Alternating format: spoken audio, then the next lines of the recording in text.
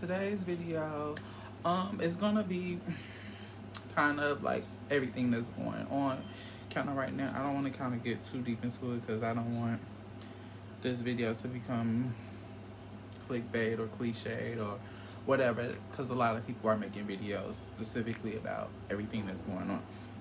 But I want to specifically focus more on the whole protesting and the activism side of it all, because that's something I could really speak about. So let's see, when was this? 2010, I believe. 2010. It was a summer jobs program that my former best friend had told me about, and we both started working there. And of course, obviously, I hadn't been working. I needed some money. I was like, okay, well, this sounds cool. You know, I've never done this before. Let's make this money. So, going into it or whatever, of course, I was like a deer in headlights because I wasn't really aware of anything that was technically like going on, like at all. Like, I'm not one of the people who watch the news daily. I'm not one of the people who's always trying to find out ways to make our world a better place, basically, or whatever. So, obviously, as months grew and we knew what was going on, we started finding out new things, like, you know, as far as in the whole school, like, people of color not being able to really be able to have a voice in different communities, I mean, different areas in the city of Chicago. Like, a lot of this was Chicago based or whatever, but nonetheless, it really started instilling in my mind, like, I want to do this, and if I'm going to do it, I want to believe it. If I'm believe it, I want to make sure that I'm doing everything right. So the name of the organization was called Gender Just. I have my shirt here still from back in the day. It's still in pretty fair condition. I wore this shirt out, honey. I wore this shirt out. Y'all don't understand. I wore this shirt out, and then it got the little thing on the back, what have you. So I was involved with Gender Just probably from, like, I'll say 2010 to probably like 2012. So we'll say roughly 2 years or what have you.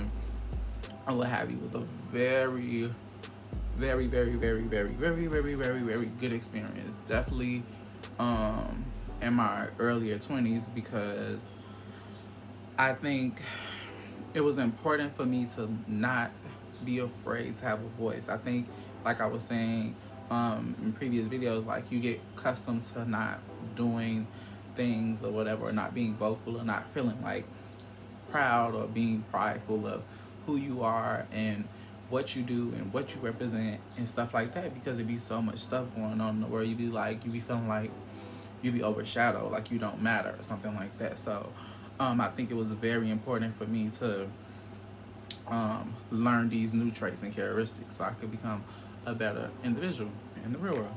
So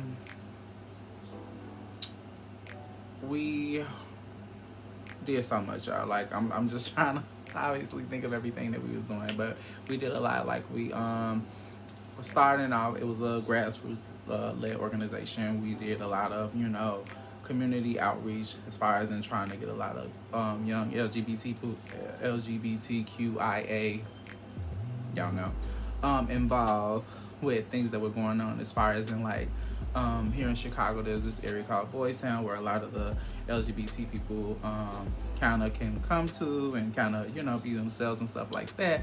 But at the same time, it was coming across like it was very gentrified, but yet segregated, and it just wasn't a good look for young people of color to come in and enjoy it. Like, they were getting harassed by police, like, why are you guys up here? And it just was very, very toxic. So we was very adamant about trying to make sure that that was changed or whatever, and it was something that we really were advocating for. Like, obviously, Gender Just wasn't the first organization out of thousands of others, but I think we were really adamant about people having, definitely people of color, having a safe space, a safe place where they can go and be themselves without feeling like they're being attacked. Like, you know, no one wants to feel that way. So I think it was very important. And I just think during that particular time period, like, it was something very very transformative. Boom, period. I'm probably gonna post a clip. I posted a clip on my Facebook page probably like a week or two ago, just because after watching the whole George Floyd situation, and the young trans girl, I can't think of her name right now, but that really bothered me because it just kind of like reignited that flame, and me being a former protester and doing those things. So, but anyway, specifically with the LGBT community, we were trying to make sure that they had a voice. Like they felt that it was safe to be in a place where they wasn't being felt like how they were in their neighborhood. Like trying to have more places, and because a lot of LGBT people are, either homeless, or they, living, or they're sex workers, they're doing a lot of things or whatever. And to be feeling like you're pushed out of the one area that you're supposed to be able to be in comfortably, like it was a real thing or what have you. So we were really adamant about changing that. So I just remember we were building a lot of relationships with a lot of other organizations. Like we were partnering with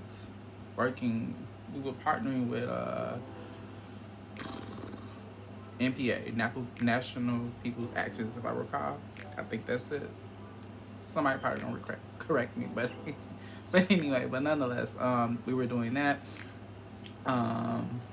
We were just trying to make sure that we had a nice turnout for when it became time for us to do things just like for others or whatever. Like when the whole school, I think it was school superintendent, it was something going on with the school stuff. The schools, the banks, like all these things that are very, for people of non-color. And we were really trying to make a change dealing with those things.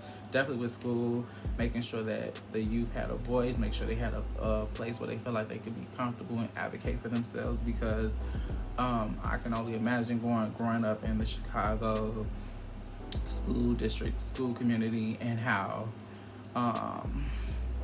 rough it can be on any young LGBT person or whatever. I'm sure it really instills a certain type of, I don't know exactly what words to use, but it instills something in you that doesn't make you feel like you're able to have a voice or what have you. So we were very adamant about making sure that they were able to do that, making sure that the schools were doing certain things. We were also trying to find, I think this was right before Rahm Emanuel became high mayor, and we were really rooting for different candidates at that time, so there was more LGBT based, so when things that has occurred, we would have a better voice, and they wouldn't be just like, oh well, that's an LGBT issue. So it was a lot of things on those early 2010s, let's say 2010. Obviously that was like 10 years ago. It was a lot of fun, like a lot of exciting times. I met a lot of people out of that I'll probably never forget, or what have you. I mean, we had like a little bake sale. Cupcakes coming real hard, like I wish you would. Now get them up.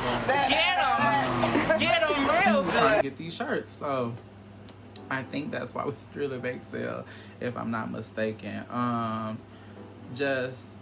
We were just really trying to build a lot of relationships. So as far as being able to strengthen with police brutality, just in general, like, from the south side, the west side, we was like literally all over Chicago. Like, we were doing so many things, y'all. I swear to God, like, it's like having, sitting here and talking about it, it's like having these flashbacks in my mind of like all the stuff that I was doing, like getting up early, trying to be here at these conferences, making sure that we at these protests and stuff like that. And then I think when we finally was really getting our foot in,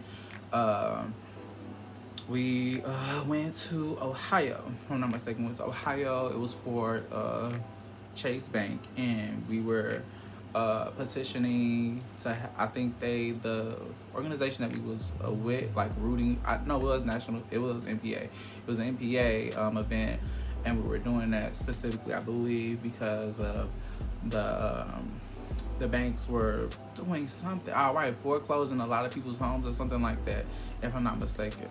Y'all don't quote me. My memory a little shot. I don't remember exactly 100%. But to go to Ohio and do that, I think we were there for a day and a half or 2 days or so. To do that, we went to Washington D.C. for Campus Progress. It was like a kind of like a training for organizers or something, if I'm not mistaken. And I remember that was like the first time I obviously had been to Washington D.C. and it was so nice. Like, well, the area we was at, it was nice. Like I was like, ooh, I like the vibe here, guys. Come on. It was really nice and really enjoyable. It's just, I remember more specifically than anything was the whole like sent on hostage issue we were having, which was, y'all don't understand, sent on hostage, babe.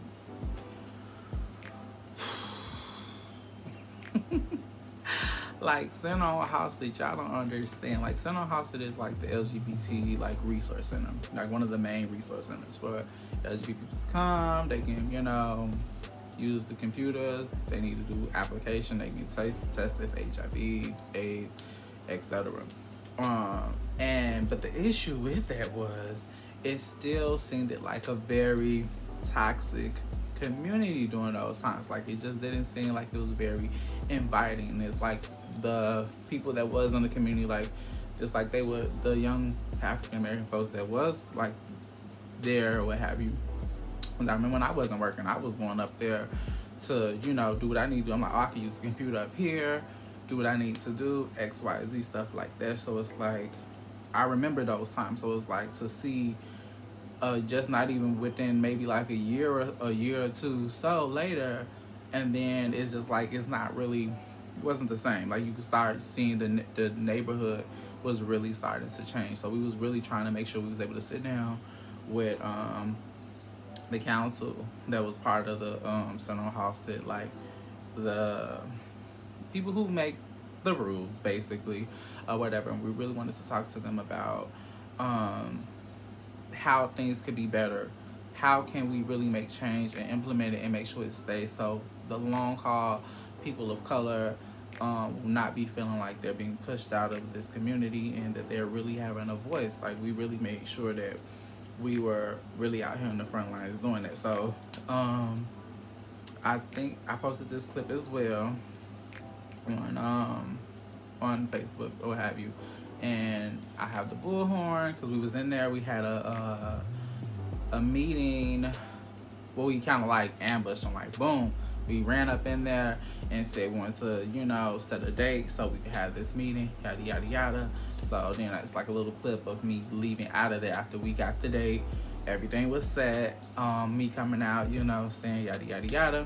Then I also posted a picture of me with the bullhorn with a bunch of folks around me or whatever. We were doing like it was like a little Robin Hood thing. I remember that. Ooh, because I had like a little Robin Hood hat. And it was supposed to be like this big surprise. I wish I remember everything. It was just so much stuff going on that day. But it was fun though. Like that was the best part about protesting because it's so liberating. But it's so fun to see so many people come together for change or what have you. And like it's something that has, in my opinion, has gotten so lost or whatever until recently with this whole George Floyd situation. Because honestly, I may have seen a few protesting or whatever, but nothing that has really been like, wham bam, like in your face or whatever. And it's sad that it took this man to be killed like that or whatever. For him to be killed like that was on a whole nother level. And to see people have to come out of their bodies literally with the activism, the protesting, the looting, the setting this and that on third on fire, like it's a lot. And something that I probably never thought in a million years I probably would see all of this. None of us going through this whole COVID-19 stuff, like none of us thought we probably would be in a place where we would see all this stuff going on or whatever. But I just think it's time for the world to wake up, because we've been asleep so long as far as in being stagnant when it comes to really pushing people of color into the forefront. Definitely African American community. We can say it as many times as we want to, pushing the African American community to the forefront, and not having one token black person to be the, you know, the centerpiece for everything or whatever. Like, it's time to cut that out. Like, you can't talk about something and not really implement it and do it, because then it just becomes nothing but for show. And I think the whole situation, right, I'm trying to get back on topic with the whole trans girl, when all those guys viciously attacked her or whatever. Like, I don't care what she said. She could have said, y'all ain't nothing but a bunch of beep, beep, beep ass, beep, beep, beep, whatever. To see all them little boys, young men, older guys, all trying to attack her for what? Like, what are y'all getting out of that? Nothing. Y'all gonna it's either two things. It's something that you like, that you don't want people to know that you're doing. Either you're gonna go back home to your girlfriend and go do whatever. You're gonna go back to your baby mama, go back to your wife, girlfriend, whatever. It's just like, why take it that far? Like, that doesn't show how much of a man you are by attacking some little trans girl who's barely, look like she barely a baby, look like she was about 17, 18 years old or whatever. And y'all all trying to attack her. It's like, oh, you gotta come out, you gotta come out. Like, child. And then that's the switch. And this is like what bothers me the most, is because, like, within our community is like we're tearing each other down, and then we want, you know, white people to kind of respect us in the same breath, when we're not kind of doing the same thing. No, ain't no kind of, when we're not doing the same thing for our own people or whatever. And I mentioned this in another video, but it just seems so, you know, relevant due to current events or whatever. And it's just is irritating. Like, until we're as united as straight, gay, bi, trans, XYZ together as a whole, we'll always be divided. And it'll always be that space and that opportunity for white people and other nationalities to point the finger at us and be like, look, they're not doing anything different, but they want us to do something different when it comes to supporting them and making sure that we're making change for them, but they're not even doing change within their own community. Y'all, this video could be so long, and I could go on a whole another situation about that, but it's just, I've mentioned this before in a previous video, so I don't want to kind of over repeat myself or whatever. But I just think if you have a voice, if you have the time or whatever to be out here on the front lines and protest and advocate for others or whatever, then do it. That's all I can really say, because it's nothing like that. And at times I really do wish I would have stayed in activism and protesting and whatever, because organizing, because it's nothing like it. It's nothing like it in the world. Like, you feel like you're like on something, like you really feel empowered, like you really feel strong, you feel like you can take on the world, like, because you're playing a part in doing something to make things better for your community, for the world, whatever. Like, if you don't, if you don't, what is it? If you don't, you'll fall for anything. I can't think of the little saying, y'all. I don't know. My mind going blank. But y'all know the saying. If you don't, whatever, you'll fall for. Y'all know what I'm trying to say. But anyway, but nonetheless, I just want to say thank you guys for watching this video. I appreciate all the love, all the support. Make sure you like, share, comment, subscribe, all those things. All my stuff will be down here, probably at the bottom. Also, the link should be down in the description box below as well. I appreciate all you guys' love, support. Ain't nothing else I can say. Just keep liking, keep watching, keep sharing, all that good stuff. Until next time, y'all. Bye.